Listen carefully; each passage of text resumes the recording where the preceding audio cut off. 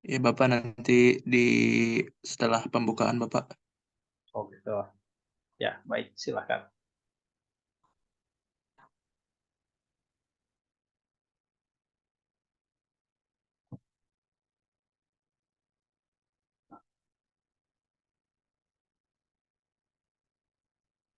Sudah jam 4 belum?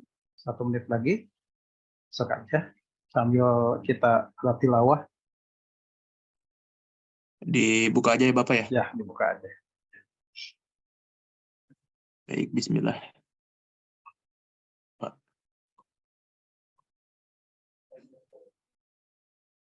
Baik, bismillahirrahmanirrahim. Assalamualaikum warahmatullahi wabarakatuh. Waalaikumsalam Alhamdulillahirrabbilalamin. warahmatullahi wabarakatuh. Alhamdulillahirabbilalamin. Allahumma shalli ala sayyidina Muhammad wa ala ali sayyidina Muhammad. Ya, yang pertama-tama awalan marilah kita panjatkan puji dan syukur kita atas rahmat dan kehadiratnya Allah Subhanahu wa taala, karena atas nikmat iman, Islam serta nikmat sehatnya kita bisa berkumpul pada ruang Zoom pada kajian Sahih Bukhari ya pada hari ini. Yang mana beberapa minggu lalu sempat libur, alhamdulillah dengan izin Allah pada hari ini kita bisa bersua kembali ya pada kajian hadis Sahih Bukhari pada hari ini. Salawat berserta salam semoga selalu tercurah limpahkan kepada junjungan alam Sayyidina wa Nabiyana Muhammad sallallahu alaihi wasallam, Sallallahu alaihi wasallam. kepada keluarganya, kepada para sahabat, kepada para tabi'in, wabil khusus kepada kita umatnya hingga akhir zaman. Yang terhormat Bapak Dr. Elan Sumarna beserta teman-teman hadirin yang dirahmati oleh Allah Subhanahu wa taala.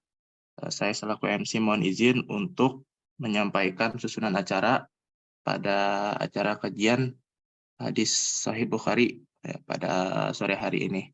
Yang pertama ada pembukaan, lalu dilanjut dengan tilawah yang akan dibawakan oleh saudara Roni ya. Kemudian dilanjutkan dengan penyampaian materi, lalu dilanjut dengan sesi diskusi tanya jawab, dilanjut dengan closing statement berikut dengan doa, lalu diakhiri dengan penutup. Baik, untuk mengefisienkan waktu, marilah kita buka sama-sama pada sore hari ini kajian Sahih Bukhari dengan membaca basmalah bersama-sama. Bismillahirrahmanirrahim. Bismillahirrahmanirrahim. Baik, acara selanjutnya yakni pembacaan tilawah Quran yang insya Allah akan dibawakan oleh saudara Roni Sulisno yang alhamdulillah sudah hadir di tengah-tengah kita. Kepada saudara Roni, waktu dan tempat dipersilahkan. Bismillah. Apakah suara saya terdengar? Terdengar. A'udzu billahi minasyaitonir rajim. Bismillahirrahmanirrahim. Ya ayyuhallazina amanu taqullaha haqqa tuqatih wa la tamutunna illa wa antum muslimun.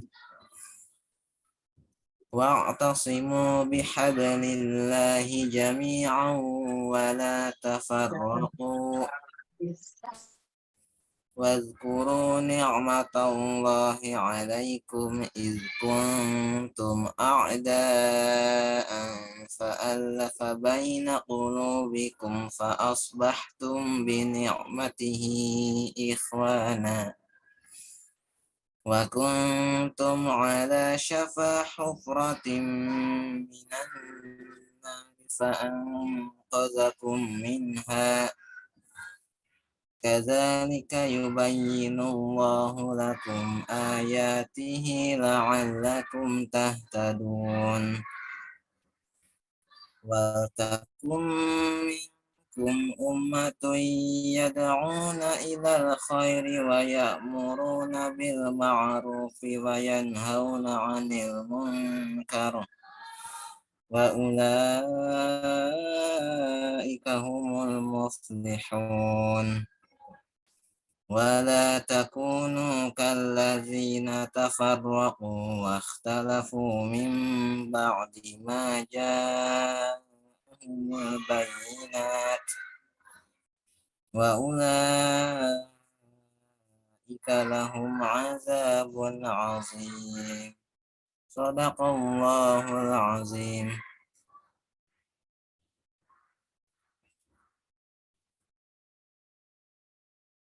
Alamin. Terima kasih kepada saudara Roni yang sudah membacakan tilawah Al-Quran. Mudah-mudahan dengan pembacaan Al-Quran ini dapat membawa keberkahan untuk kita semua, wabil khusus untuk pembacanya.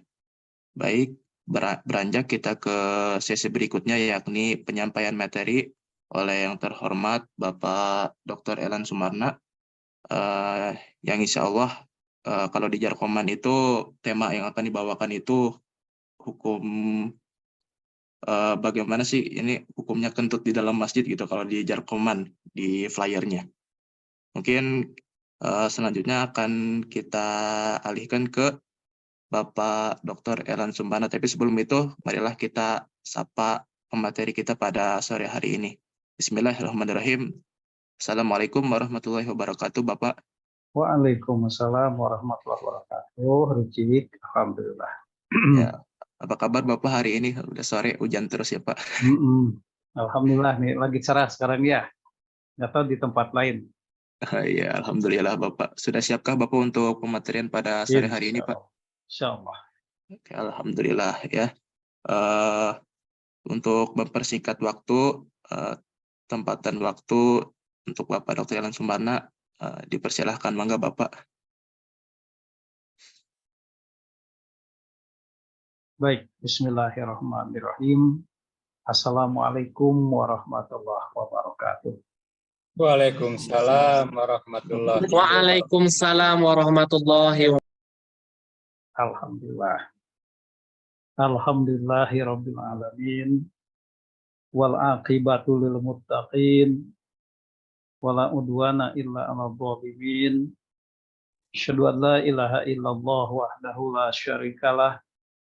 Wa asyhadu anna Muhammadan abduhu wa rasuluhu la nabiyya ba'dah. Allahumma shalli wa sallim ala sayyidil mursalin Muhammadin wa ala alihi wa sahbihi ajma'in. Amma ba'd. Ayyuhal hadirun, usikum wa iyaya bittaqwallah faqad fazal muttaqun. Wa qala Allah ta'ala fil Qur'anil Karim, ya ayyuhalladzina amanu taqullaha wal tanzur nafsum ma qaddamat lighad wattaqullaha innallaha khabirum bima ta'malun. Wala takunu kalladzina nasullaha wa ansahum anfusahum ulaika humul fasikun.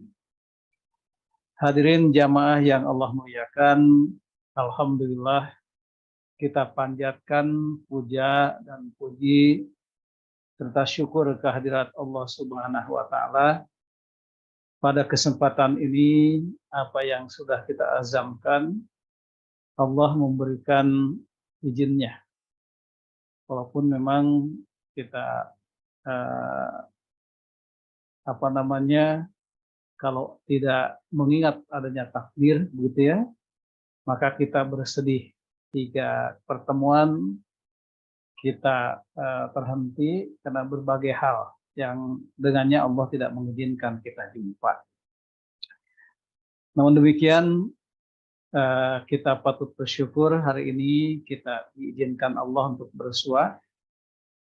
Jamaah yang Allah muliakan, pesan atau nasihat yang tadi disampaikan oleh qori kita sama dengan apa yang dibaca hari ini, yaitu agar kita ini bertakwa kepada Allah.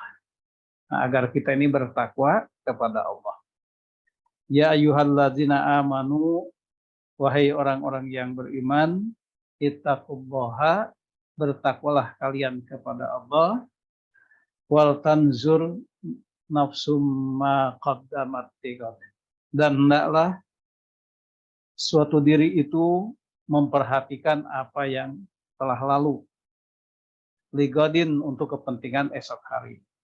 Nah, esok hari maksudnya para ahli tafsir itu adalah alam akhirat nanti. Namun tidak mengapa kita tafsirkan esok hari itu ya esok, besok lusa, besok begitu ya.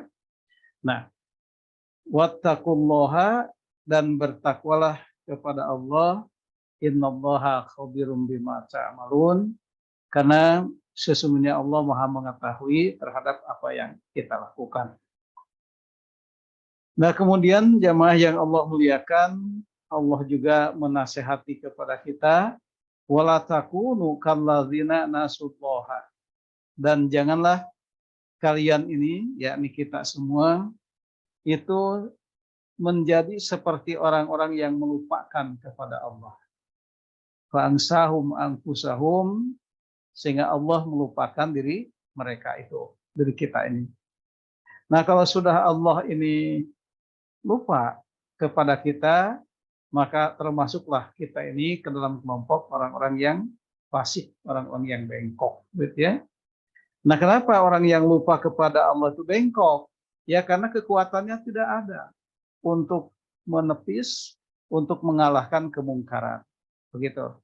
Sehingga kemudian karena kekuatan untuk menepis kemungkaran tidak ada, akibatnya secara otomatis kemungkaran itu menjadi kendalinya. Nah, jadi dengan demikian kekuatan kita ini hanya bertumpu kepada kepada ingatnya kita, zikirnya kita kepada Allah Subhanahu wa taala. Jamaah yang Allah muliakan, itu beberapa nasihat yang patut kita renungkan buat langkah kita ini. Jamaah yang Allah muliakan, adapun bahasan kita kemarin itu ya 3 minggu ke belakang ini adalah tentang bolehnya membangun masjid di atas kuburan orang-orang musyrik yang sudah digali begitu. Nah, kita boleh ya. Nah, persoalannya kalau menggali kuburan, kenapa menggali kuburan orang musyrik itu dibolehkan, sementara menggali kuburan orang-orang mukmin itu diharamkan? Ya karena memang persoalannya bahwa kuburan orang-orang musyrik itu memang patut untuk tidak dihormati, gitu ya. Jadi kuburan orang-orang musyrik itu sangat patut untuk tidak dihormati, begitu. Sehingga boleh dipindahkan, bahkan dalam hadis lain itu tulang belulangnya dibuang entah kemana, begitu ya.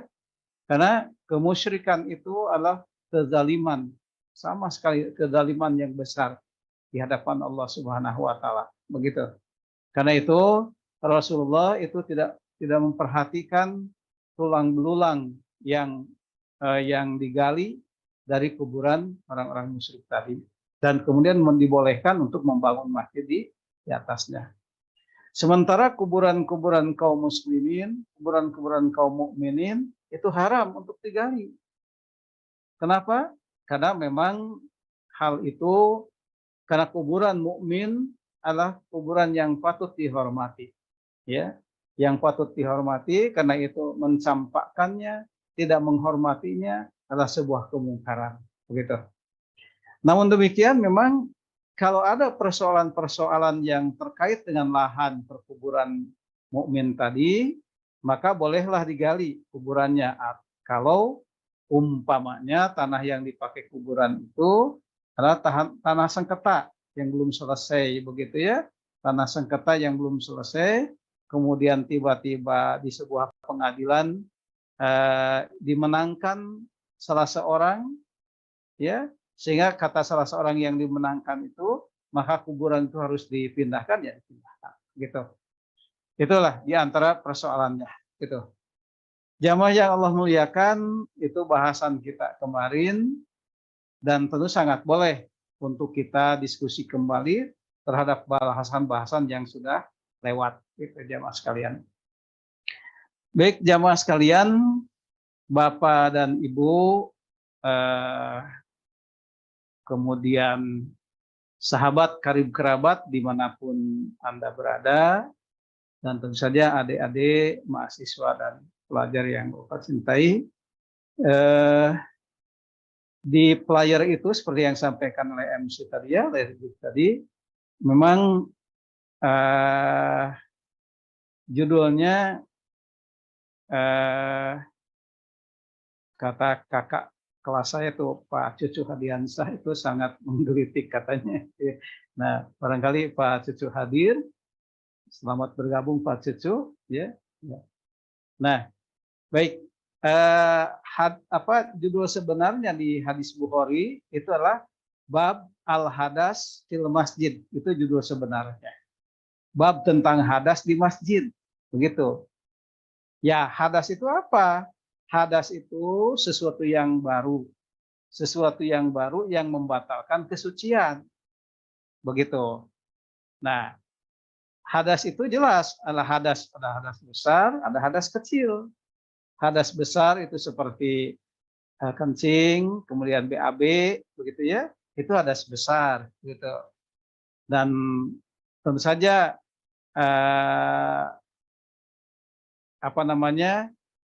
yang itu pasti tidak boleh terjadi di masjid kecuali itu sudah mafhum. Kita kalau kita kencing, kalau kita akan buang air besar, itu pasti ke tempatnya, tidak di dalam masjid. Itu yang jadi persoalannya, pasti tidak di tempatnya, ya, pasti tidak di masjid. Makanya hadas yang dimaksud dalam Imam Bukhari itu hadas selain hadas besar. Salah satunya adalah kentut, buang angin. Nah, makanya dalam flyer itu langsung diarahkan pada kentut dalam masjid. Begitu. Jadi kalau kentut kan tidak perlu kita lari ke toilet kan begitu. Nah, jadi makanya hadas di sini para ulama menerjemahkanlah kentut gitu. Langsung kepada hadas kecil. Nah, itu ya Mas kalian bahasannya adalah tentang hadas yang dimaksud itu adalah hadas keluar angin dan selainnya begitu. Nah, baik. Bagi para jamaah sekalian yang ada bukunya bisa dibuka dalam Kitabus Shalah jilid 1 atau 2 ya, tergantung percetakannya ini. Nah, kira-kira jilid ke-1 ya. Jilid ke-1. Kalau tidak ada di jilid ke-1, di jilid kedua awal-awal itu Kitabus Shalah. Kitabus Shalah bab al-hadas fil masjid, bab tentang hadas dalam masjid. Bagi jamaah sekalian yang tidak memiliki bukunya, karena memang relatif mahal kalau beli. Nah, musim e-book, elektronik book ini, buku elektronik ini, kita bisa mendapatkan buku apapun, ya, asal kita bisa mendownloadnya. Makanya pada jamaah yang akan mendownload, silahkan mendownload kitab Sahih Bukhari-nya. Gitu. Nah, atau bagi jamaah sekalian yang menginginkan soft file materi-materi, ini bisa nanti menghubungi kepada narasumber yang tercantum di layar itu. Gitu. Baik jamaah sekalian, kita masuk kepada materi Babul Hadas fil Masjid. Bab tentang hadas di masjid. Jadi kembali ke bahasan tadi, hadas di sini diartikan oleh para ulama adalah keluar angin atau sebangsanya, atau sebangsanya di antara hadas-hadas kecil. Karena kalau hadas besar tidak mungkin di masjid, pasti pergi ke toilet, gitu kan? Nah, kalau hanya kentut tidak mungkin kita lari ke toilet kan? Pasti di tempat kita berada. Nah, salah satunya adalah ketika kita di masjid, bolehkah kita sholat di masjid? Maksudnya, bolehkah kita kentut di masjid? Begitu.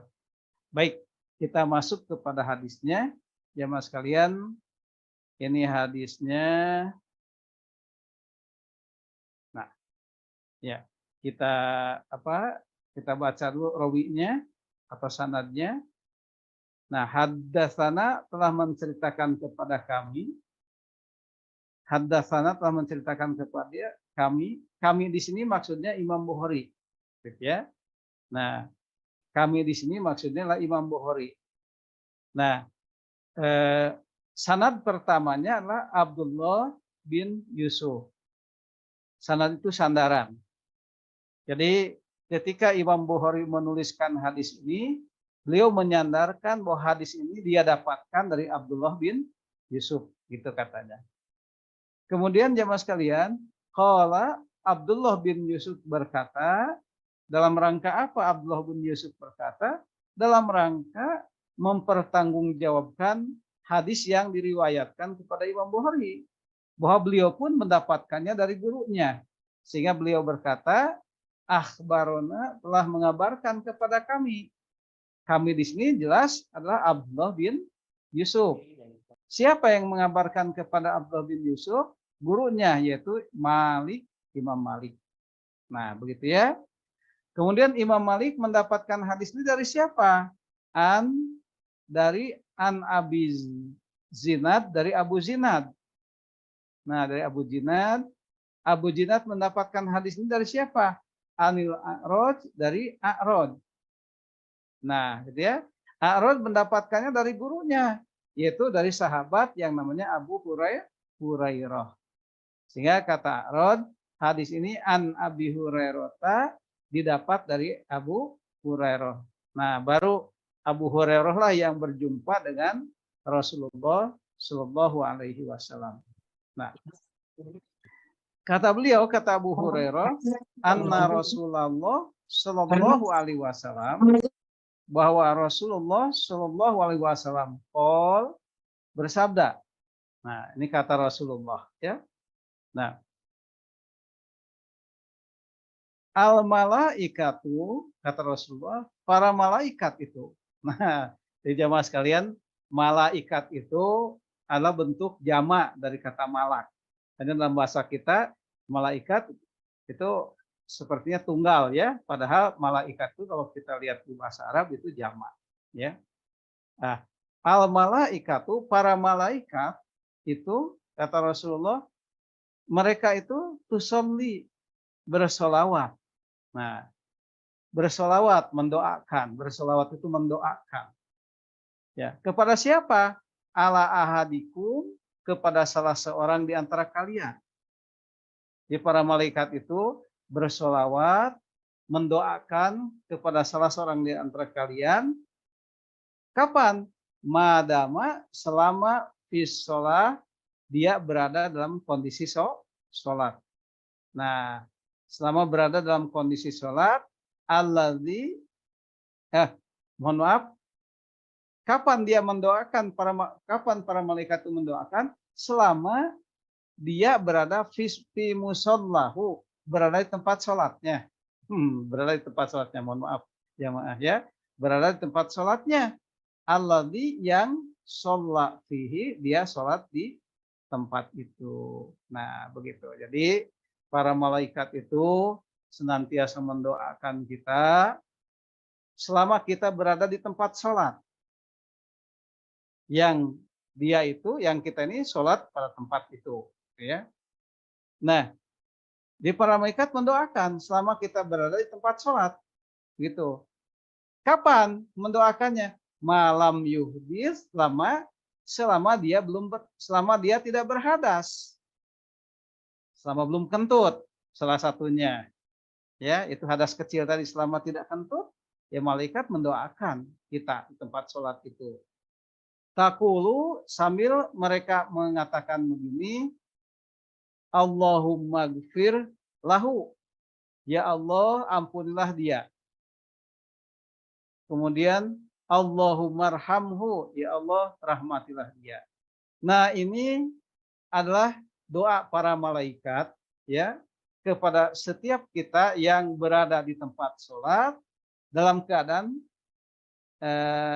berada di tempat sholat, kita sholat di dalamnya selama tidak berhadas. Nah, hadas yang dimaksud adalah hadas kecil, begitu, hadas kecil.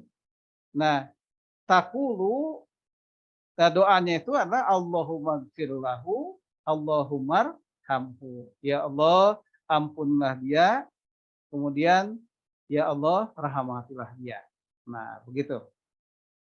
Jamaah yang Allah muliakan itu apa namanya? eh,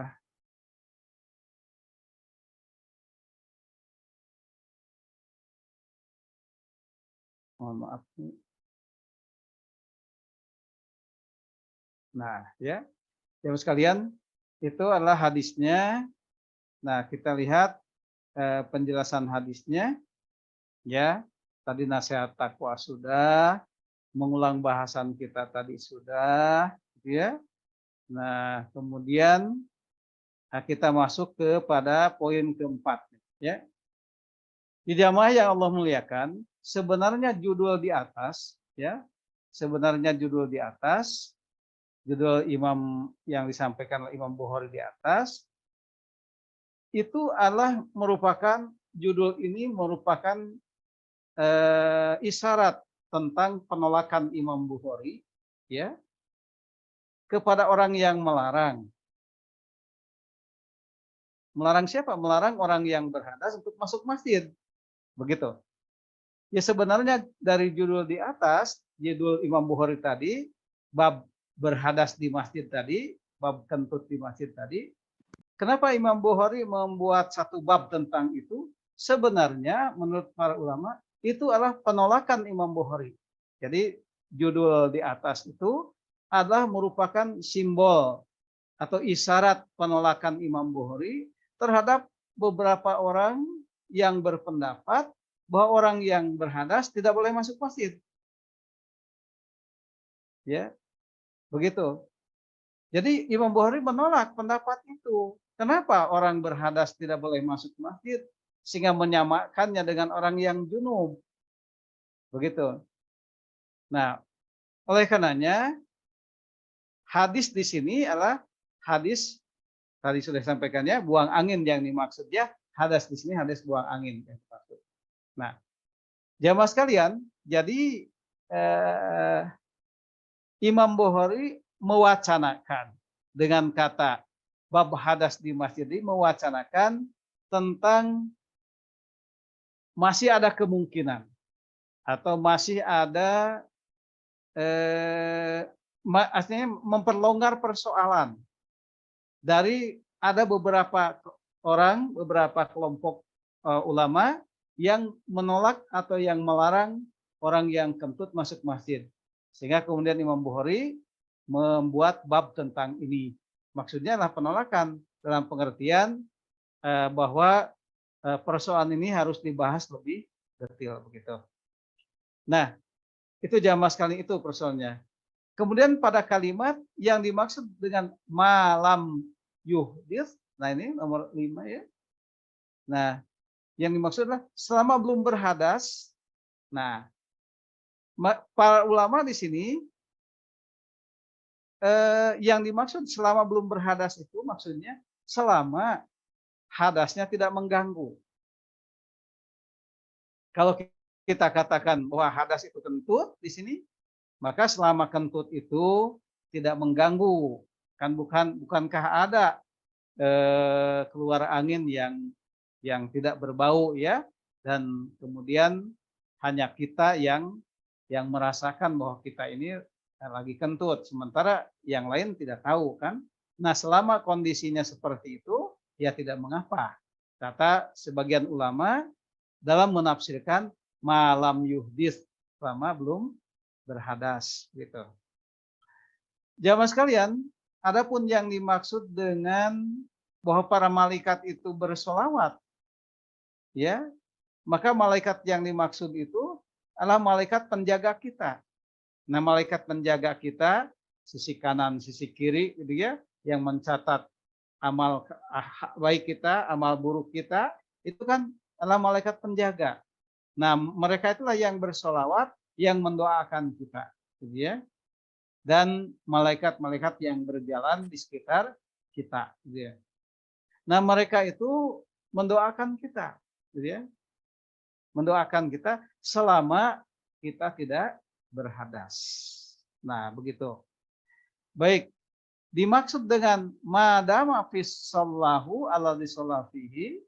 Nah, yang dimaksud dengan kalimat dalam hadis tadi, selama kita berada di tempat sholat kita, yang kita sholat di dalamnya. Nah, jadi kapan malaikat itu mendoakan kita? Ya selama kita duduk di tempat sholat. Baik selama itu kita dalam rangka menunggu waktu sholat atau selainnya. Maka selama itu, maka para malaikat itu mendoakan kita. Gitu. Jadi jamaah sekalian, berdasarkan hadis di atas, ya, berdasarkan hadis di atas nih, coba kita lihat bahwa kentut itu efeknya ternyata lebih berat, ya, dibanding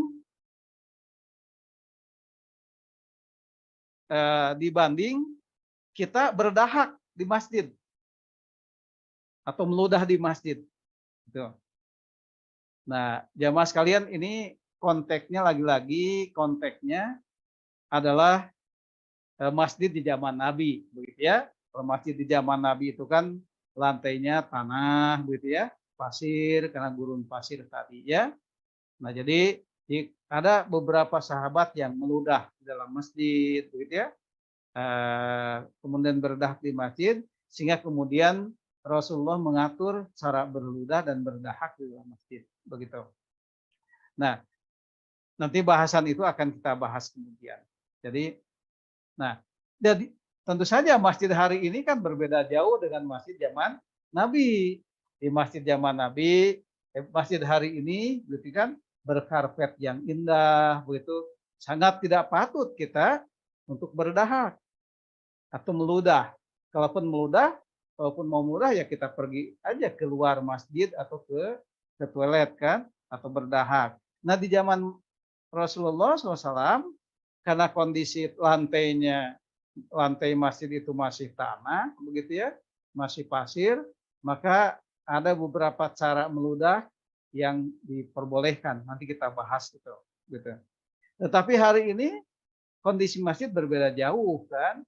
Nah oleh karena itu sangat tidak patut dan sangat tidak dan boleh termasuk pada kelompok yang menistakan agama kalau kita meludah di masjid ya, atau kemudian berdahak di masjid. Itu termasuk menistakan agama, gitu ya. Nah, tetapi lepas dari itu, ternyata kentut itu jamaah sekalian itu efeknya lebih berat. Begitu, efeknya lebih berat dibandingkan kita berdahak atau meludah, gitu ya, di masjid, gitu. Nah, kenapa begitu?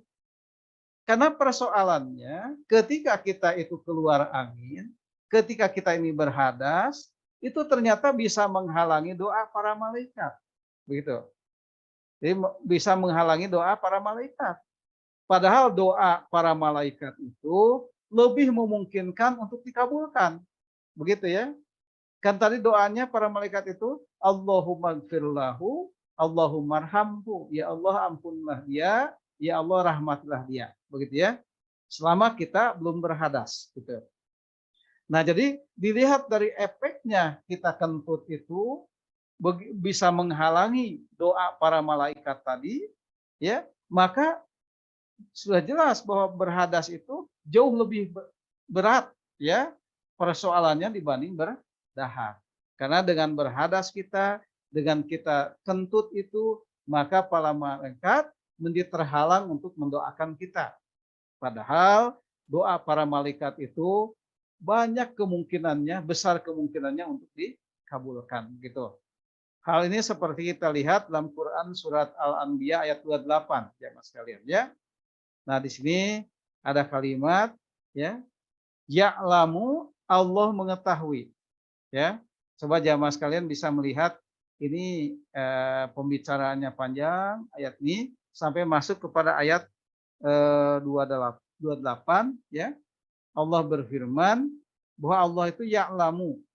Allah ya'lamu, Allah mengetahui Allah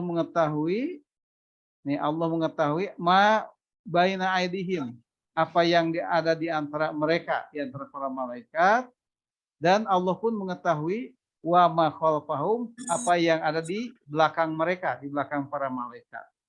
Kemudian wala yasfauna, dan para malaikat itu tidak memberikan syafaat. Begitu. Para malaikat itu tidak memberikan syafaat,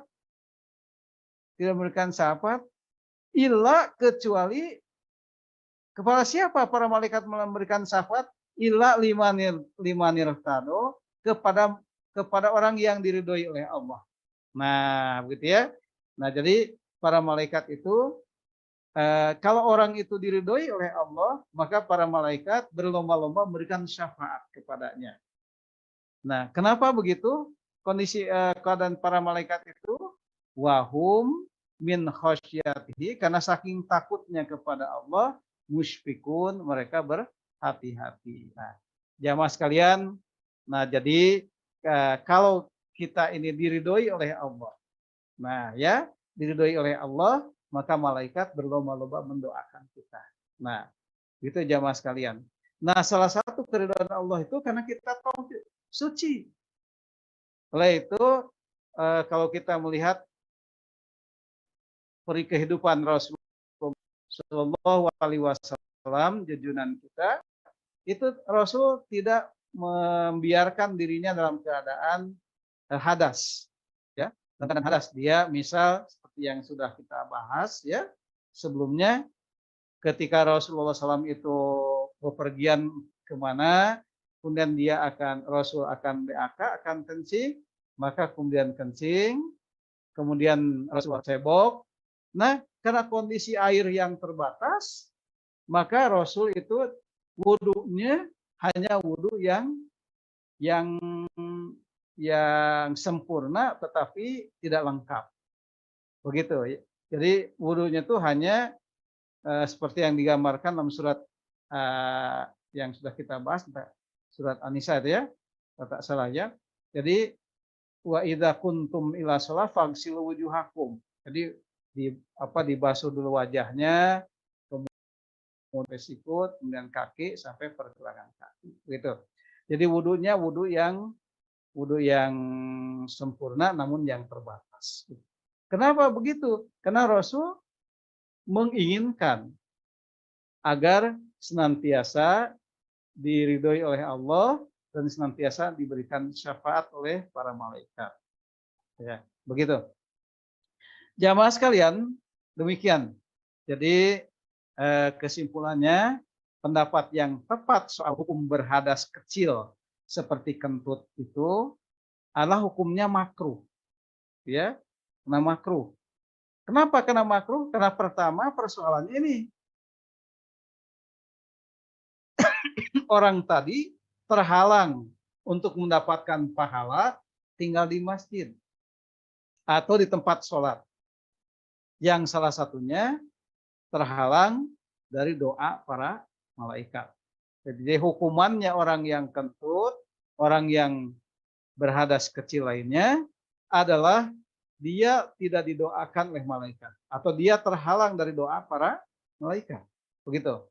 Sementara yang kedua, Rasulullah SAW itu pernah melarang kita, ya, kaum muslimin untuk makan bawang mentah, ya, makan bawang mentah, bawang merah atau bawang putih, kemudian masuk masjid dan sholat di dalam.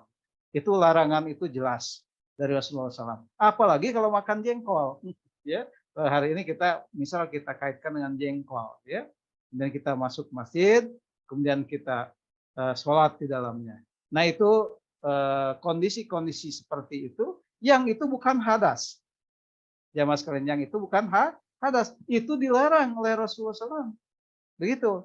Memakan bawang merah atau bawang putih atau jengkol, kalau hal ini ya, itu kemudian kita masuk masjid dan sholat di dalamnya, itu dilarang. Padahal bawang merah, bawang putih, dan jengkol itu bukan hadas. Hanya tercela di sini baunya. Begitu. Nah, oleh karena itu berhadas di masjid, salah satunya adalah kentut di masjid, itu hukumnya makruh. Begitu.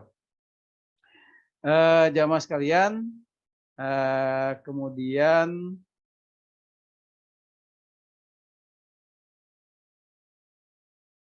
ya seperti itu bahasan kita hari ini ya. Baik, kita kembangkan saja dalam forum kita berdialog. Silakan Rizky, Rizik atau Rizky, Bapak lupa. Rizik ya. Rizik Bapak. Baik, terima kasih. Alhamdulillahirrahmanirrahim. Terima kasih kepada Bapak Dr. Elman Sumarna yang telah menyampaikan materinya tentang hukum ya, berhadas ketika kita berada atau di dalam masjid. Yang mudah-mudahan ini menambah kehati-hatian kita ya. Jangan sampai kita ini pahalanya, terutama doa-doa malaikat itu terhalang karena kita dalam kondisi yang berhadas gitu. Terutama ketika kita kentut dalam masjid, jangan sampai doa-doa kita terhalang oleh karena itu. Oke, hadirin yang dirahmati oleh Allah, kita lanjut ke sesi berikutnya, yakni sesi di diskusi tanya jawab.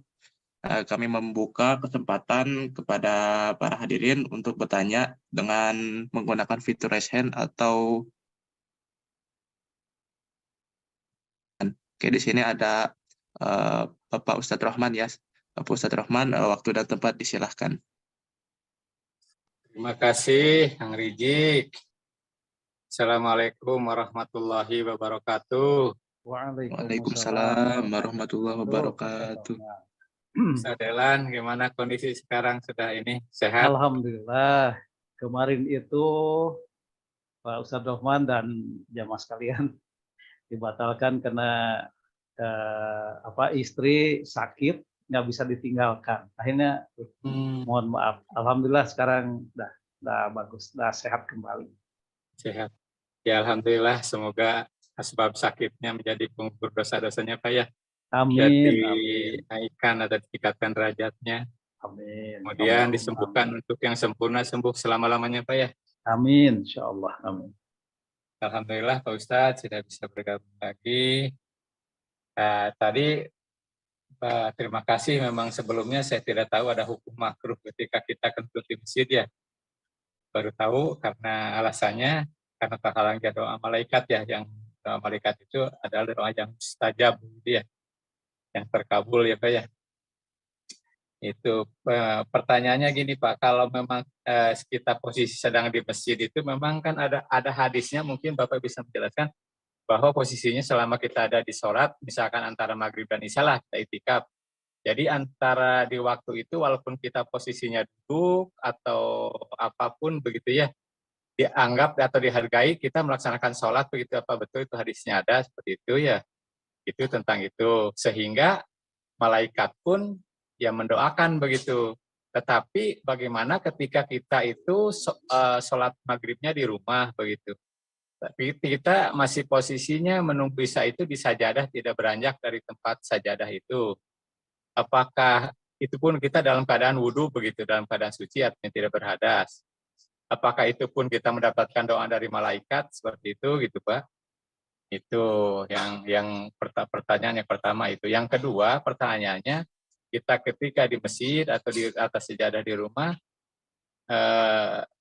terkadang karena keasikan baca Al-Quran dan sebagainya, lupa ada keraguan apakah kita itu kentut atau tidak ya gitu ketika mau sholat isya gitu.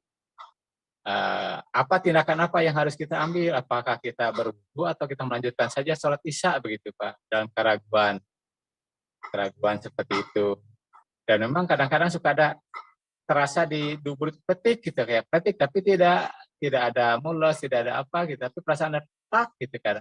Kadang kan seperti itu kita terasa ya Pak ya. Kemudian yang kaget juga itu tentang yang makan jengkol tadi, bawang merah, bawang putih yang masih belum masak ya, mentah ya Pak ya. Kalau dulu saya itu mungkin dengar atau memang ada hadisnya, barangkali bisa menjelaskan, larangannya itu bukan dilarang sholat di masjid, tapi dilarang untuk jadi imam gitu Pak. Apakah saya yang memang sepintas saja pengetahuannya gitu, kalau Bapak kan ya yakinlah mendalami bahwa ternyata itu dilarang ya untuk sholat di masjid begitu. Berarti kan kita sholatnya di rumah, apakah di rumah juga boleh atau menunggu ada waktu gitu 1 jam 2 jam untuk menghilangkan bau, baru kita boleh sholat di rumah sendirian begitu. Tentang yang memakan bawang mentah atau bawang putih mentah atau jengkol. Itu mungkin 3 pertanyaan Pak Ustadz penjelasannya. Terima kasih. Assalamualaikum warahmatullahi wabarakatuh. Waalaikumsalam warahmatullahi wabarakatuh. Alhamdulillah, Pak Ustadz Rohman, para jamaah sekalian, memberikan bahasan yang lebih dalam kepada kita, ya. Alhamdulillah. Yang pertama, aduh ini Ustadz lupa nih, yang pertama apa tuh? Jadi ketika kita dari maghrib ke isya contoh di rumah begitu, tapi posisi kita tidak beranjak dari sajadah begitu Pak. Iya. Dari Ya, musola baik. lah, musola rumah begitu. Apakah kita mendapatkan dalam keadaan wudhu ya, dan suci? Ya. Apakah kita dalam masih mendapatkan doa dari malaikat gitu? Seperti kita posisi kita ada di masjid begitu. Ya. Itu yang pertama. Baik. Jamaah sekalian, makanya kalimat dalam hadis tadi adalah fi musallahu. Nah, kalimatnya adalah di tempat sholatnya. Nah, di tempat sholatnya. Tadi coba kita lihat hadisnya, kita lihat lagi hadisnya.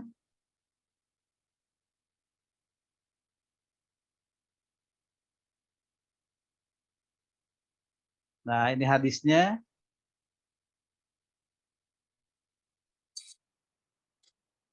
Nah, ini hadisnya. Al malaikatu, para malaikat itu tusolli, mendoakan ala ahadikum, kepada salah seorang di antara kalian. Kapan mendoakannya? Itu madama, selama fi musallahu, selama ada di tempat sholatnya. Sholat. Nah, yaitu selama ada di tempat sholatnya, ala disollat fihi, yang dia tengah sholat di dalamnya. Nah, begitu. Jadi artinya begini, kalau kita berhalangan pergi ke masjid, kita sholat di musola di rumah, seperti yang sudah kita bahas tempo yang lalu, bahwa boleh ada musola di rumah, begitu. Bagi siapa? Bagi kita para laki-laki, dan bagi mereka para ibu-ibu dan anak-anak. Para ibu-ibu, dan bagi mereka para ibu-ibu yang tidak pergi ke masjid, atau bagi kita laki-laki yang berhalangan tidak pergi ke masjid, kita sholat di rumah di musola itu. Musola itu tempat sholat. Tempat sholat yang mana? Ya, seyogianya tempat yang disebut dengan musola itu adalah tempat khusus yang ada di rumah. Entah itu di kamar, kalau tidak ada musolanya gitu ya. Nah, atau tempat khusus sendiri di rumah kita. Nah, jadi yang jadi persoalan adalah tempat sholat kita. Nah, jadi makanya pertanyaannya itu kan, yang definisi masjid itu mana? Definisi masjid itu tempat sholat. Jadi kalau masjid itu 3 tingkat misal, mana definisi masjid itu? Definisi masjid itu tempat sholat, ruang utama kalau bahasa kita. Tempat sholatnya itu yang kita tempat berjamaah di dalamnya. Itu yang disebut dengan masjid, dalam pengertian masjid bangunan begitu.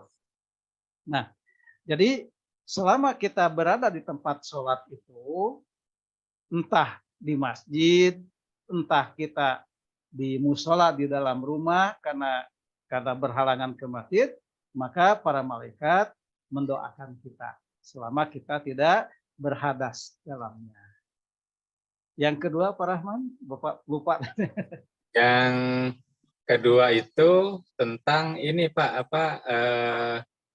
dikala ada keraguan-raguan Pak, apakah kita tentu kadang ada petik sedikit gitu ya, tapi tidak ulas, tidak apa gitu. Ya. Apakah kita lanjut ke sholat isya-nya atau harus berwudu lagi gitu di dalam keraguan-raguan itu Pak? Ya, baik. Jamaah sekalian, ini bahasan yang bagus dari Pastor Rahman. Jadi ini menyangkut masalah pengelolaan keraguan. Pengelolaan keraguan. Jadi keraguan-raguan itu harus dikelola. Karena kalau kita mampu mengelolanya menjadi sebuah potensi. Tetapi kalau kita tidak bisa mengelolanya menjadi sebuah kerusakan. Begitu. Nah, begitu. Jadi ragu itu menyebabkan menyebabkan kebaikan saat kita bisa mengelolanya. Sebab dengan keraguan itu kita akan mendapatkan kebenaran. Begitu. Tanpa kita ragu, kalau kita tidak ragu berarti kita tidak akan mendapatkan sesuatu yang diyakini. Nah, begitu. Jadi satu sisi keraguan itu adalah sebuah potensi untuk mendapatkan kebenaran. Tetapi ada banyak keraguan yang juga kalau kita tidak bisa mengelolanya menjadikan sumber persoalan. Salah satunya adalah seperti yang disampaikan Pak Ustadz Rohman itu, jamaah sekalian. Jadi kalau kondisinya seperti itu, maka harus ditinggalkan. Yang meninggalkan keraguan itu adalah keraguan itu maksudnya harus ditinggalkan keraguan itu. Tetapi sebenarnya kalau kita tahu bahwa ada hadis-hadis yang di mana sahabat bertanya kepada Rasulullah tentang seperti keluar angin. Padahal itu adalah hanya, jadi kalau keluar angin itu kan terasa ya, keluar angin itu terasa. Entah berbunyi entah tidak, maka keluar angin itu terasa. Tetapi sepertinya ada peletek-peletek begitu ya. Nah, kata Rasulullah, itu adalah lipatan-lipatan kulit. Begitu. Jadi bunyi dari lipatan-lipatan kulit. Karena itu, kalau kita kasusnya seperti yang disampaikan Profesor Rahman tadi, maka itu hanya lipatan kulit. Jadi dilanjutkan saja. Tetapi kalau jadi dilanjutkan saja. Tetapi kalau dengan keterangan itu kita masih ragu, artinya kita terjebak pada reka perdaya setan dengan keraguan tadi, padahal keterangannya sudah jelas begitu, tapi rasanya masih ragu, maka tinggalkan, kita berwudu saja. Begitu. Nah, itu jamaah sekalian, itu cara mengelola keraguan tadi. Jika keraguan itu tidak boleh dipelihara, dia harus segera diatasi untuk mendapatkan keyakinan. Begitu. Jadi kalau kasusnya kemudian adalah seperti yang disampaikan Pak Ustadz Rahman tadi, hanya protek-protek tadi, sementara tidak apa, Pak Ustadz Rahman tadi tidak mual-mual, tidak apa-apa gitu kan? Ya, tidak ada. Nah, tidak begitu. Tanda-tanda gitu ya. Ya, begitu, tidak ada tanda-tanda kentut. Padahal terasa ada sedikit pletek-pletek, itu kata Rasulullah, itu adalah lipatan-lipatan kulit. Nah, jadi seyogianya melanjutkan sholat.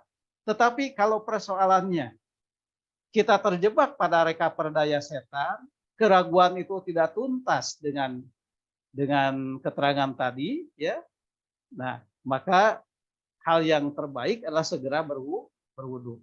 Nah, segera berwudu. Tetapi di sini setan sudah berhasil meragukan kita.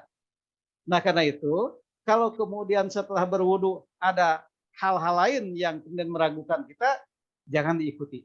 Begitu, jangan diikuti. Jadi kita kalahnya dengan setan itu satu kali saja, jamaah sekalian. Yang kedua kali jangan kalah, dalam pengertian jangan diikuti. Nah, halnya sama dengan orang yang berwudu, itu sampai 1 bak penuh belum selesai wudunya. Begitu. Itu gara-gara mengikuti keraguan-keraguan yang disusupkan oleh setan ke dalam hati kita. Nah, begitu ya. Itu jamaah sekalian. Jadi Rasulullah sudah menjawab soal itu. Tapi itu tadi kondisi kita nih masih ragu, misal masih ragu, gimana nih masih ragu, ya wudu saja. Tapi setelah itu jangan dibuka lagi kesempatan setan untuk memperdayakan kita. Walaupun kemudian pasti setelah kita wudu itu pasti ada ada momen lain di mana setan meragukan kita lagi. Maka jangan diikuti. Langsung saja segera sholat. Begitu. Jadi jangan sampai terjadi seperti orang yang berwudu 1 bak penuh belum selesai, orang yang takbir berkali-kali merasa belum yakin, takbir Allahu Akbar, takbir lagi. Nah, itu artinya terjebak pada reka perdaya setan. Baik, yang ketiga, Pak Rahman. Ya, yang ketiga itu tentang tadi ketika kita makan bawang mentah, bawang putih atau bawang merah, begitu. kan tadi kalimatnya dilarang oleh Rasul itu untuk sholat di masjid. Ya. Kalau yang saya pernah ingat atau memang tidak lengkap waktu itu informasinya, yang tidak boleh itu bukan tidak boleh ke masjid, tapi tidak boleh jadi imam gitu Pak. Apakah itu ada hadisnya? Kemudian untuk yang berikutnya berarti kita kalau mungkin dilarang ke masjid berarti sholat kan di rumah. Ya. Batasan kita sholat, batasan baunya itu kalau sekarang kan ada alat itu Pak, ketika kita makan jengkol kita gosok gigi dengan pasta gigi yang wangi kan bisa jadi wangi atau minum kopi gitu. Apakah kalau setelah kita upaya untuk menghilangkan bau kemudian baunya oleh kita dirasa tidak ada, setelah makan jengkol itu apakah kita boleh ke masjid atau kita boleh sholat di rumah gitu Pak? Iya, baik. Gitu. Atau dengan waktu harus sekian jam baru boleh sholat dan mohon penjelasan seperti itu gitu Iya. kira-kira.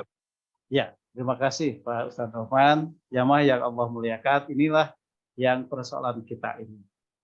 Nah, jadi jamaah sekalian, salah satu uzur, salah satu halangan kenapa kita, salah satu halangan yang syar'i kita tidak sholat ke masjid itu adalah salah satunya adalah karena kita terjebak makan jengkol, makan bawang tadi. Begitu. Jadi apalagi jadi imam. Begitu, apalagi jadi imam. Karena imam itu kan mengeluarkan suara.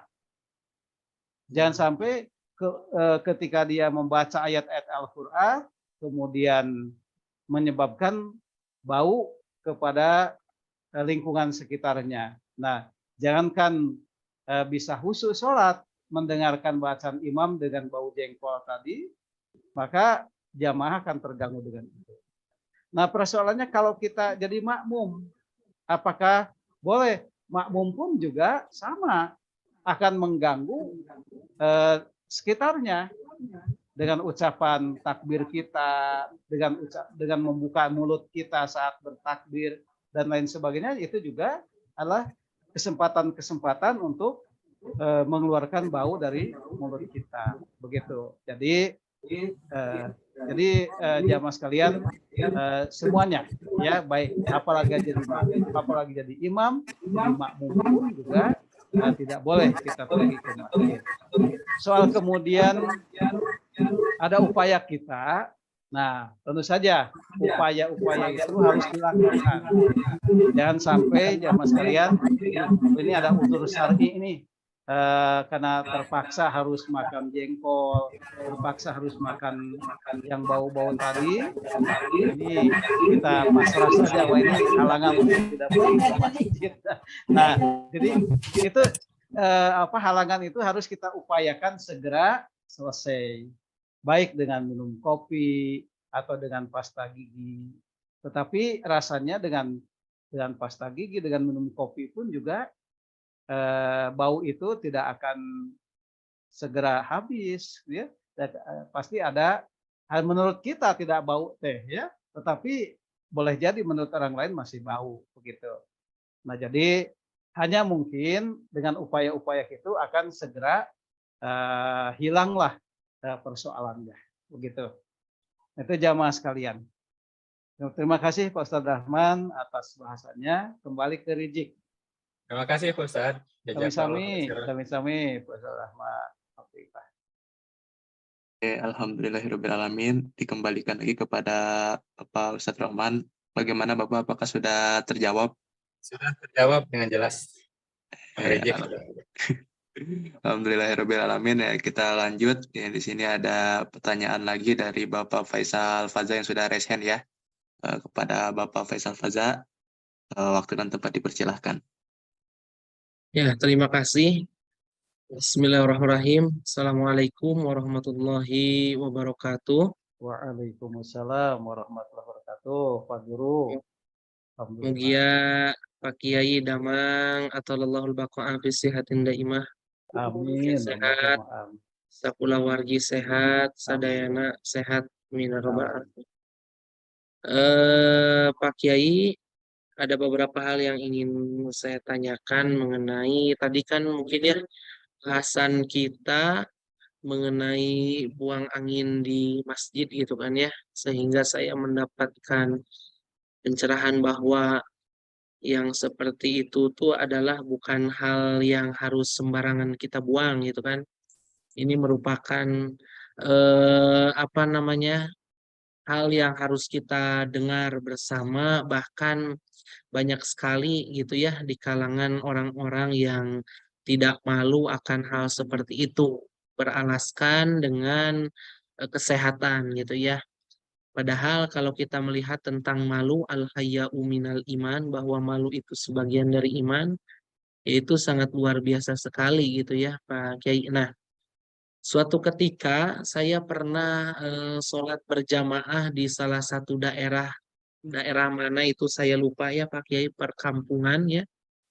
Nah, kebetulan saya itu sholat maghrib, ikut sholat maghrib di daerah tersebut.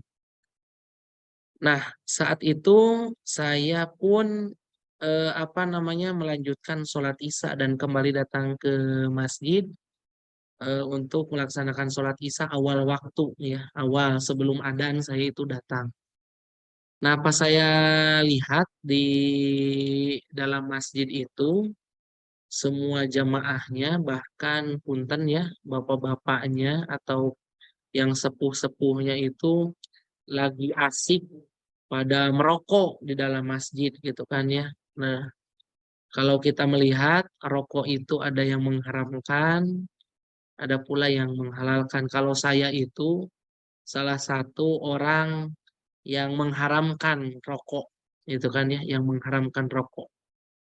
Mungkin yang lain, wallahu alam seperti apa. Nah, bagaimana gitu kan hukum merokok di dalam masjid gitu kan. Sedangkan kalau masjid itu adalah tempat yang paling suci untuk dijadikan tempat ibadah gitu kan. Sedangkan kalau kita melihat walaupun pakai asbak, pakai apa, calacahnya teh kemana-mana gitu ya. Dan asapnya pun tidak akan langsung hilang gitu Pak Kiai. Tidak akan langsung hilang asapnya itu bau. Sehingga saat saya mau melaksanakan sholat isya, saya pun tidak jadi keluar lagi saja gitu kan. Karena terganggu, merasa terganggu dengan hal tersebut. Bagaimana pendapat Pak Kiai tentang hal yang disampaikan oleh saya? Mungkin itu saja. Syukran wa dumtum fil khairati wal barakatuh wan najah. Assalamualaikum warahmatullahi wabarakatuh. Waalaikumsalam warahmatullahi wabarakatuh. Ya, terima kasih Pak Guru, Pak Ustadz Faisal. Ya, jamaah sekalian, ini bahasannya sangat bagus. Fenomena yang biasa, yang sepertinya kalau kita tidak telisik, ini menjadi sesuatu yang ya biasa-biasa, padahal itu adalah sesuatu yang harus kita bahas dan kita tuntaskan persoalan. Jamaah sekalian, persoalan merokok itu seperti yang disampaikan tadi Pak Ustadz Faisal, itu memang adalah merupakan hal yang sifatnya polemik para ulama, begitu ya, polemik. Nah, ada yang membolehkan, ada yang mengharamkan.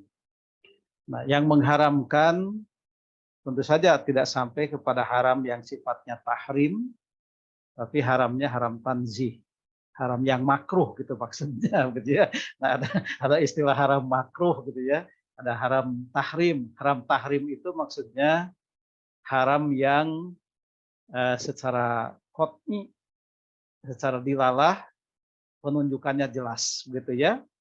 Penunjukannya jelas, jadi seperti hurimat alaikumul maitatu wadamu walahmul khinzir dan sebagainya, itu jelas diharamkan kepada kalian ini dan itu dan sebagainya dalam ayat tadi ya. Nah, unsur-unsur yang jelas termaktub dalam Al-Qur'an itu yang disebut dengan haram yang tahrim, begitu. Artinya kita tidak boleh berpolemik lagi soal itu. Bahkan berpolemik dalam hal itu hukumnya murtad. Begitu. Berpolemik dalam apakah kita, para ulama bukan para ulama. Misal kita berpolemik bahwa daging babi ini halal. Nah, sudah jelas Al-Qur'an menunjukkan daging babi itu haram. Nah, begitu ya. Nah, dan kemudian judi dan lain sebagainya dan sebagainya. Tetapi kaitan dengan rokok ini ada polemik. Ya, didekatinya karena rokok ini tidak ada nasnya yang tegas dalam Al-Quran ataupun dalam hadis itu keharamannya, maka haramnya haram ijtihadi. Begitu haram ijtihadi, hasil ijtihad para ulama, hasil mereka mendekatkannya dengan dalil yang umum bahwa setiap yang setiap yang menyebabkan kita ini mafsadat itu maka diharamkan gitu ya.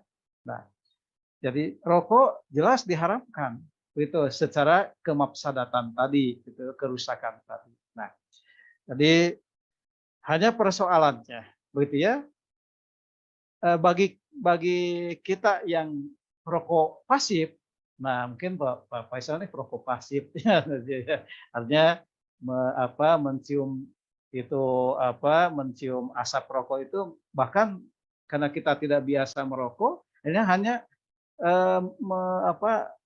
mencium bau rokok saja menyebabkan sakit misal gitu ya. Nah, karena itu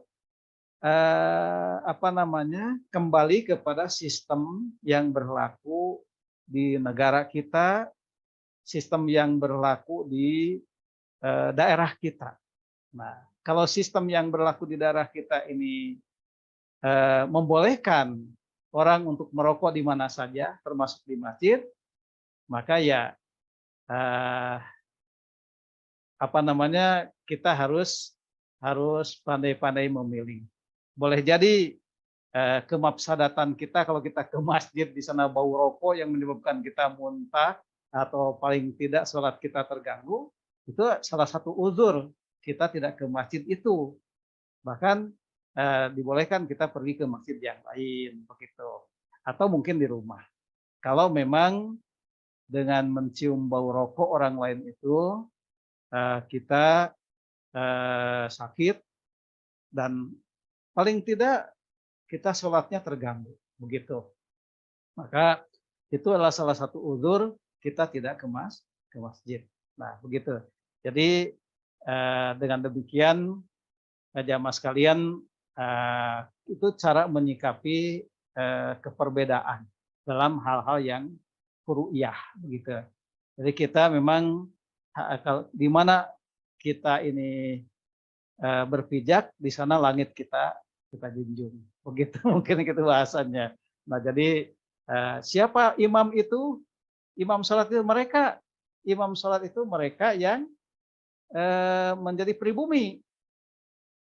Walaupun mungkin bacaannya kurang bagus. Jangan sampai gara-gara kita bacaannya kok si imam itu kurang bagus, bacaan kita bagus, langsung kita menyalip untuk jadi imam. Nah, itu tidak boleh. Hak menjadi imam itu hak pribumi. Ya. Maka kita berkewajiban mengikuti mereka. Sekalipun memang dalam pandangan kita kurang afdal. Nah, gitu. Jadi demikian mungkin Pak Guru sikap yang harus kita kembangkan saat kita yang namanya berjamaah itu berbagai hal pasti. Makanya jamaah sekalian, kesempurnaan sholat kita itu bukan pada sholat jamaah. Itu yang harus kita ingat. Kesempurnaan sholat kita itu bukan pada sholat jamaah, tetapi pada sholat ba'diyahnya. Gitu. Tapi umumnya kita ini kan abai dengan sholat ba'diyah ya. Sholat ba'diyah iyalah bisa dikantunkan lah gitu ya. Nah, padahal kesempurnaan kita ini pada sholat ba'diyah. Ya. Sholat jamaah mah lebih ke arah sosialisasi saja sebenarnya pada sisi itu. Demikian, terima kasih Pak Guru atas bahasan. Silakan Rijik. Alhamdulillahirrahmanirrahim. Dikembalikan lagi kepada Bapak Ustadz Faisal. Bagaimana Bapak? Apakah sudah terjawab? Hatur nuhun, terima kasih Pak Kiai Elan. Baik, alhamdulillahirrahmanirrahim. Kita lanjut ke pertanyaan berikutnya. Ini ada Kang Ega ya. Masya Allah Kang Ega. Silakan Kang Ega untuk bertanya, waktu dan tempat dipersilahkan. Ya, baik. Terima kasih kepada Kang Muhammad Rizik yang bertugas menjadi MC pada Ya. kesempatan sore hari ini. Izin bertanya, Bapak, tadi sempat disinggung itu terkait dengan berdahak ya, Bapak. Nah, yang ingin saya tanyakan itu terkait dengan meludah ke samping kiri itu. Soalnya saya pernah mengaji atau mendengar itu, Pak, pengajian yang tentang setan atau jin khanzab gitu, Pak. Yang Rasulullah bersabda, "Faida hasastahu fata'awaz billah minhu." Dan terusannya itu, "What full an yasarika talatan." Dan apabila diganggu gitu oleh setan yang disebut khanzab itu, Rasul menyuruh atau menganjurkan kita untuk meminta perlindungan kepada Allah dan meludah ke kiri sebanyak 3 kali. Nah itu Pak, ketika di masjid di zaman-zaman sekarang, apakah masih bisa dilakukan Pak atau seperti apa gitu Pak? Nah untuk pertanyaan yang keduanya, apabila setelah sholat itu kita mengajar ngaji gitu Pak, apabila setelah sholat itu kita mengajar ngaji dan berpindah dari tempat duduk itu, apakah kita masih mendapatkan doa dari malaikat itu, Pak? Nah, itu, Pak, mungkin pertanyaannya. Ya, baik. Iya. Terima kasih nih Ega. Ya, alhamdulillah Iya, ini Pak. lagi tidak bertugas ya. Ya, baik. Sekarang tugasnya sama Rizik ya. Ya, baik jamaah sekalian, ini pertanyaan dari saudara kita, dari Ega. Jadi yang pertama soal meludah tadi ya. Jadi memang semua dalil itu, hampir semua dalil itu sifatnya muqayyad. Pak Ustadz Faisal itu menyebutnya muqayyad itu kondisional, begitu ya. Jadi tidak mutlak, tidak mutlak. Hampir semua dalil itu tidak mutlak. Jadi pasti ada sisi-sisi tertentu yang terkecuali.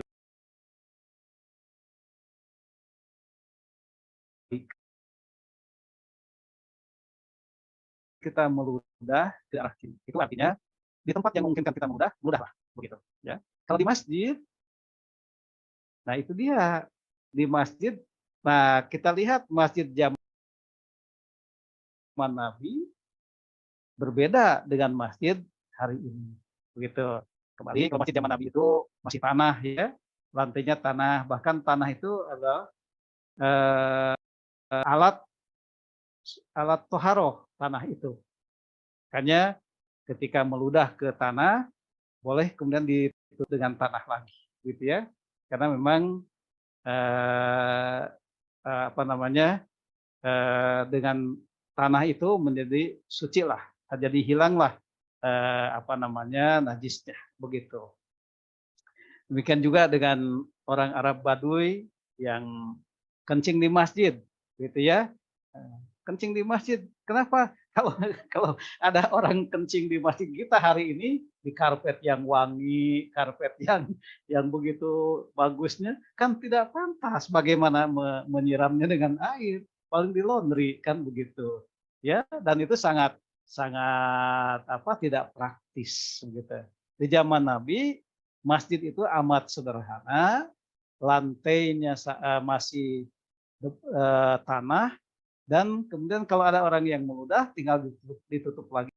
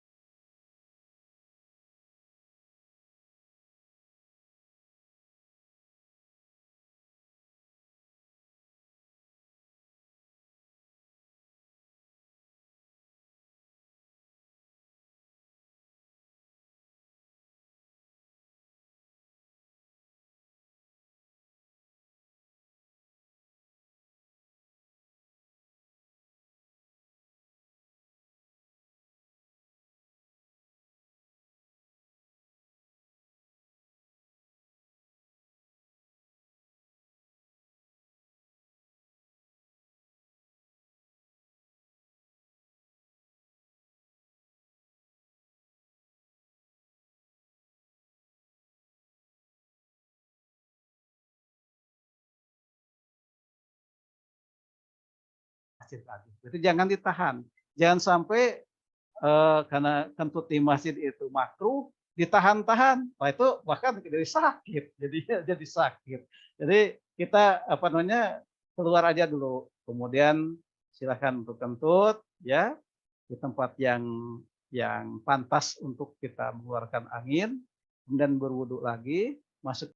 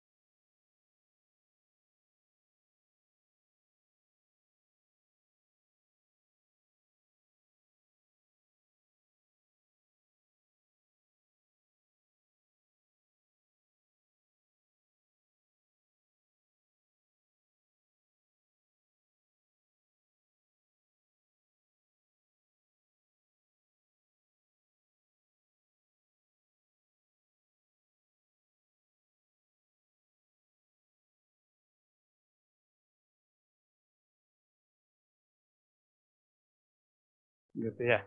Ya, jamaah yang Allah muliakan, ini pertanyaan yang bagus dari Kang Roni. Jadi ini adalah persoalan yang orang lupa ya, karena sudah terbiasa terjadi sehingga orang lupa. Padahal kalau kita ingin mengetahui bagaimana kondisi Islam dan kaum muslimin di depan hari itu, maka kita melihatnya hari ini. Ya, kalau generasi kita hari ini, anak-anak kita, teman-teman kita, itu kondisinya begitu, itu masa depan Islam di depan hari. Begitu. Nah, karena itu, jamaah yang Allah muliakan, maka pergaulan bebas adalah merupakan salah satu ancaman bagi generasi kita yang akan datang. Begitu ya. Nah, jamaah yang Allah muliakan, pergaulan bebas itu adalah merupakan salah satu produk dari limbah teknologi dan limbah sosial. Begitu. Jadi limbah teknologi menyebabkan salah satunya pergaulan bebas. Limbah sosial pun juga begitu, ya. Nah, oleh karena itu bagaimana cara kita menyikapinya? Maka kita menyikapinya bagaimana kita harus mengelola teknologi itu. Dalam hal ini mengelola limbahnya. Begitu. Jadi teknologi boleh maju tetapi limbahnya harus segera dikelola. Begitu. Segera dikelola. Kemudian limbah sosial harus segera dikelola. Kalau tidak dikelola itu limbah-limbah itu, maka salah satu efek daripada salah satu produk daripada limbah yang terbuang, yang hanyut kemudian menumpuk membanjiri siapa saja adalah pergaulan bebas. Begitu. Nah, kita lihat bahwa adik-adik kita yang kelas 1 SD itu pun juga sudah terkena limbah. Limbah teknologi, salah satunya pergaulan bebas. Bagaimana mungkin misal jamaah sekalian, anak kelas 1 SD itu nanya ke ibu gurunya sambil dia menggosok-gosokkan kemaluannya ke paha ibu gurunya. Begitu ya. Itu gara-gara tadi. Jadi di sini kita tidak mengharamkan teknologi, tetapi bagaimana mengelolanya. Ya, mengelolanya. Begitu. Jadi persoalannya ada pada pengelolaannya. Kalau sampah itu dikelola, menjadi baik. Kalau syahwat itu dikelola, menjadi baik. Kata Rasulullah, Rasulullah pernah bertanya kepada sahabat. Sahabat yang pernah bertanya kepada Rasulullah tentang apakah syahwat itu berpahala, kata Rasulullah, berpahala. Kalau ditempatkan pada tempatnya. Syahwat itu berpahala kalau ditempatkan pada tempatnya. Nah, itu limbah teknologi dan limbah sosial itu harus dikelola. Jadi persoalannya kita ini harus bisa mengoptimalkan pengelolaan limbah itu. Supaya teknologi lebih kita tangkap aspek positifnya, limbahnya kita kelola, begitu. Karena tidak ada satu hal kecuali ada limbahnya. Ya, kebaikan saja ada limbahnya, begitu. Apalagi keburukan, gitu. Nah, gitu ya. Kebaikan saja ada limbahnya, apalagi kalau keburukan, begitu. Makanya kita harus menyiapkan bagaimana sistem pengelolaan yang baik, begitu. Nah, itu yang mungkin itu pengelolaan limbah itu harus dilakukan pada tingkat sekecil apapun. Kita di sekolah bagaimana direncanakan, begitu ya. Kita di masyarakat bagaimana dimusyawarahkan, begitu dan lain sebagainya. Jadi itu yang jadi persoalan bagi kita ini semua. Kita banyak bertanya bagaimana ini anak-anak tentang pergaulan bebas. Kalau begitu HP diharamkan, TV diharamkan. Nah, itu tidak menyelesaikan masalah. Bahkan semakin jumud kaum muslimin. Begitu. Yang harus dilakukan bagaimana mengelola limbah. Begitu. Nah, itu bisa dimusyawarahkan bagaimana caranya di tingkat paling kecil, di keluarga misal, atau di sekolah misal, dan lain sebagainya.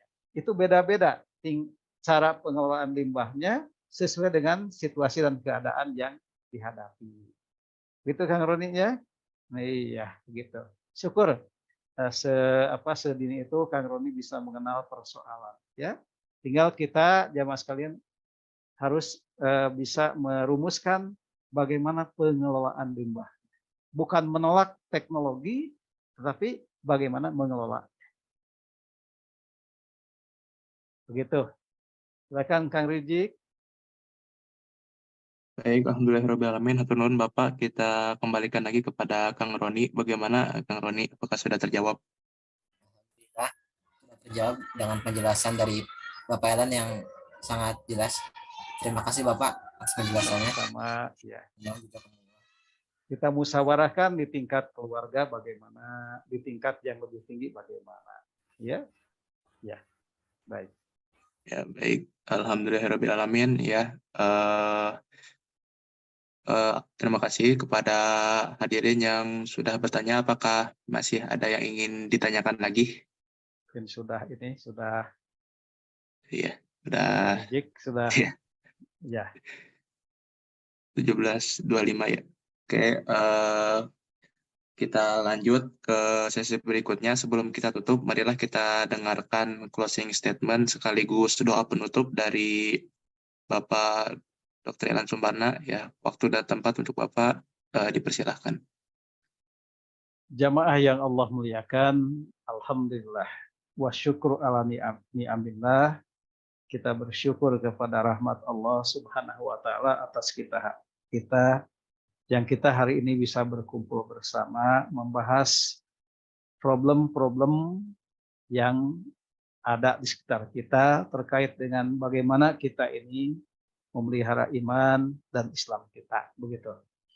Terkait dengan masalah hadas di masjid, salah satunya kentut, maka hadas yang dimaksud di Imam Bukhari ini adalah angin, keluar angin atau kentut tadi. Karena kalau hadas besar seperti BAK atau BAB itu pasti keluar ruangan, keluar masjid, dan kemudian kita bersuci untuk sholat kembali, kan gitu ya. Nah, jadi makanya ulama mengatakan yang dimaksud adalah kentut. Nah, jadi kentut di masjid itu lebih berat efeknya daripada kita berdahak dalam pengertian yang sudah kita bahas tadi, ya. Kenapa? Karena ternyata dengan kentut itu menyebabkan kita hadas dan menghalangi solawatnya para malaikat atas kita. Padahal doa para malaikat itu begitu mustajab. Mereka selalu mendoakan kita, ya, untuk memintakan ampunan dan rahmatnya untuk kita sekalian. Tetapi masalahnya kalau kemudian kita juga jangan menahan kentut, karena kentut itu juga lah sehat, gitu ya. Makanya kalau terasa kentut, mau kentut, maka kita segera keluar untuk kentut tadi, ya, dan kemudian kita berwudu lagi untuk segera masuk ke dalam ruang dan waktu, masuk ke dalam ruang sholawat para malaikat tadi. Demikian jamaah sekalian bahasan kita hari ini. Marilah kita berdoa. Allahumma sholli wa sallim ala sayyidina Muhammadin wa ala alihi wa sahbihi ajma'in. Allahumma gfir lil muslimina wal muslimat, lil mu'minina wal mu'minat, al ahya'u minhum wal amwat, birahmatika ya mujibud da'wat. Allahumma innaka ta'lamu anna hadhil qulub qad ijtama'at ala mahabbatik wal taqat ala ta'atik wa tawahhadat ala da'watik wa ta'ahadat ala nusrati syariatik fawathiqillahumma rabitaha wa adim wuddaha wahdiha subulaha wamla'ha binurikal ladzi la yakhbu wasrah suduraha bifaidil imani bik wa jamilit tawakkalu alaik wa ahyiha bima'rifatik wa amitha ala syahadati fi sabilik innaka ni'mal maula wa ni'man nasir. Allahumma amin wa sholli ala sayyidina Muhammadin wa ala alihi wa sahbihi wasallam. Assalamualaikum warahmatullahi wabarakatuh. Waalaikumsalam warahmatullahi wabarakatuh. Waalaikumsalam warahmatullahi wabarakatuh. Alhamdulillahirrabbilalamin.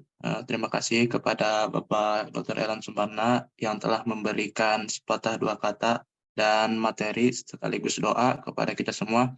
Mudah-mudahan beliau selalu diberikan kesehatan, diluaskan rezekinya, serta keluarganya diberikan kesehatan, serta putra-putrinya menjadi putra-putri yang sholihah. Dan terutama untuk kita semua, mudah-mudahan selalu diberikan kesehatan, umur panjang, supaya kita bisa bertemu lagi di kajian Sahih Bukhari pertemuan berikutnya.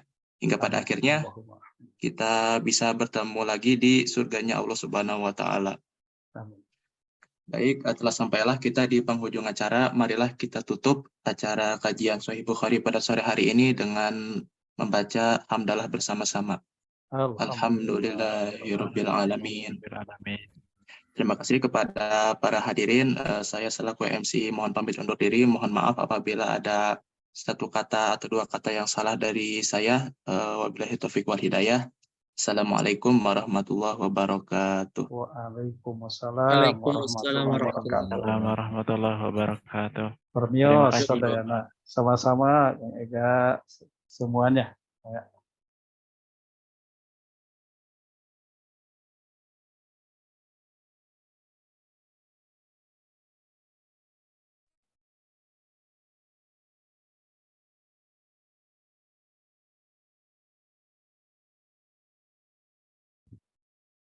Recording stopped.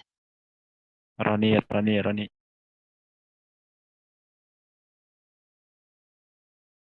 Rizik. Bulan Kang.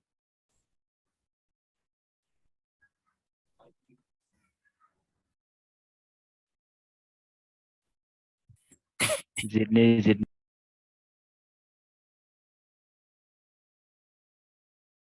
Terima kasih Roni dan Rizik. Rizik teh kelas naon Rizik? A, B. B. Oh, B-nya. Roni? Kelas A. Oh, A. Oke, siap. Oke, Akang N ya. Terima kasih jazakumullah khairan katsiran. Terima kasih Amin. Adam. Sydney. Oh, ini ada yang bergabung. Langsung N. Langsung N. Astagfirullah Indri. Ini dari telat. Indri parah Indri, astagfirullah. Oke, pas checklist langsung di N. Mana Incan Kalau